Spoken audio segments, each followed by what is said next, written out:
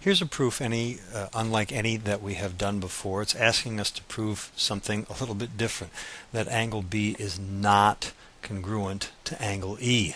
Now, we don't have any theorems that say if some condition exists, then two angles are not congruent to each other. So we're not going to attempt to prove this in what we would call a direct fashion, that is, citing some particular evidence that proves, therefore, that these two angles are not congruent. What we're going to do is we are going to assume that the opposite of this is actually true, and then we're going to discover in our proof that that leads us to a contradiction, a logical contradiction with something that we know is true, and therefore assuming that the opposite of this is true makes no sense. And if the opposite of this makes no sense, then this must make sense. I'll show you what I mean. We're trying to prove that angle B is not congruent to angle E in this diagram here. So here's the complete diagram, and we've been given that angle A is congruent to angle D. That's marked here in the diagram. We've been given that segment AB is congruent to segment DE, also marked in the diagram. And we've been given also an unusual piece of information here, that segment AC is not congruent to segment DF. Okay. So before we even proceed in this proof, let me just point out that this way of doing proofs, we call this indirect proof, I'll say that again later, is usually triggered by being asked to prove that things are not in a certain relationship, like things are not congruent, or they're not perpendicular, or something doesn't bisect an angle, something is not a midpoint. Anytime you see something like that, that should be a big fat clue that this proof has to be done a little bit differently in this indirect fashion. So here's how we proceed with an indirect proof. The first thing after the given information is we're going to make an assumption, something we haven't done since chapter 2. The only assumption we've made all year long is that straight looking lines really are straight. But here we're going to assume the opposite. And you really should write this whole thing out. Don't just write assume. Because students get this wrong. They assume the wrong things here because they're not clear on what it is that they are supposed to assume. You assume the opposite of what we want to prove. Okay? So, since what we want to prove is that angle B is congruent, angle B is not congruent to angle E, we are going to assume that angle B is congruent to angle E. And then I'm going to mark that in the diagram. So angle B congruent to angle E. Okay. From there, we can see we have enough evidence, angle, side, angle, side, angle, to establish that these triangles are congruent by ASA, so triangle ABC congruent to triangle DEF. After congruent triangles, we always quote CPCTC to name some parts congruent, and the parts of interest to me here are going to be that segment AC would have to be congruent to segment DF. DF congruent to AC. That would have to be true if this assumption that I made was actually true. But here's what I already know. AC and DF are not congruent to each other. That was given to me. So this assumption here leads me to a contradiction with what I already know to be true. And so this assumption can't possibly be correct. So if this is wrong, then the opposite of this must be right. And it's the opposite of this that we were hoping to prove in the first place. So here's how we write that last step then. We have reached a contradiction with one of the given pieces of information. So we're going to note that. that a contradiction with the given info implies that the assumption in step 2 is false. Okay? And so if the assumption in step 2 is false, then the opposite of that assumption must be true. Angle B, if being congruent to angle E is false, then it must not be congruent to angle E. And that's what we were trying to prove in the first place. Okay? The logic of this goes back to something we learned in chapter 1.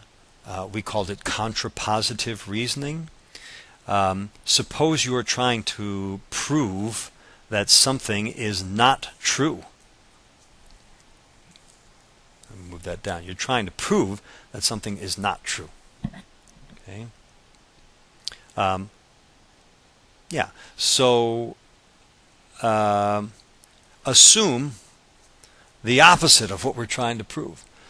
Assume something else, and maybe that something that you are assuming leads to some conclusion, but in fact what you know already is that this conclusion is false, that in fact you have the opposite of this. You have this. And so therefore that must lead to the thing you were trying to prove in the first place. Okay. Let's go back over this just for a minute and I'll show you another example. I said you got to be careful in this step to make sure you're assuming the right thing here. Probably the most common mistake students will make in this step of the proof is to assume the opposite of the piece of given information that they're uncomfortable with. So they'll assume the opposite of this, and they'll say AC is congruent to DF, and right away you're in trouble. Okay? So make sure that you are assuming the opposite of what you want to prove. Write that whole thing down. Don't just write assume. Assume the opposite of what we want to prove. Okay? And then, work through the logic until you can establish something that contradicts one of your pieces of given information. Okay? And I can just tell you what you're nearly 100% of the time going to end up contradicting is some piece of given information that says that things are not congruent, not perpendicular, not a midpoint, not this, not that, etc. Okay? This proof actually is laid out in the textbook on the first page of this section. They just don't do it in 2-column form. And I think it would really help you to learn this style of proof by continuing to do it in 2-column form. So we're going to do another proof in 2-column form that is also written up in the book in what they call paragraph form, and here's that proof here.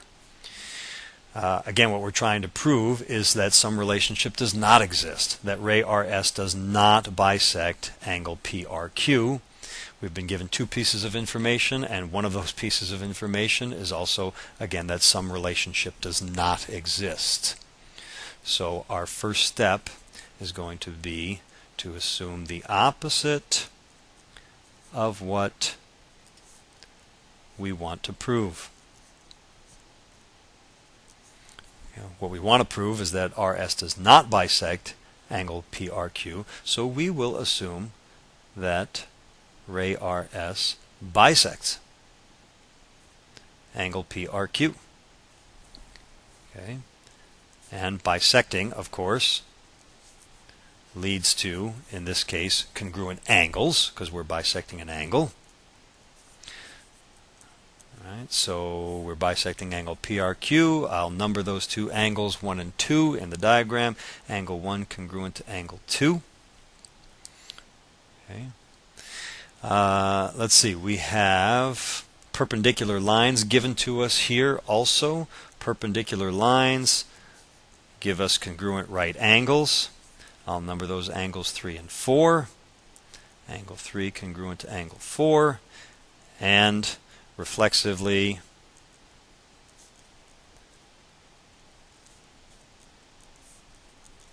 SR is congruent to itself, giving us congruent triangles. We're back to proving congruent triangles almost every single time. So by ASA, we have triangle QSR congruent to triangle PSR, and then of course by CPCTC, which always follows. What could we say? We could say these segments are congruent. We could say these segments are congruent. That would be helpful because in fact we've been told that these segments are not congruent. All right? But if the triangles are congruent, then by CPCTC, PR would in fact be congruent to QR. That can't be true because it's already been given to us that it's not.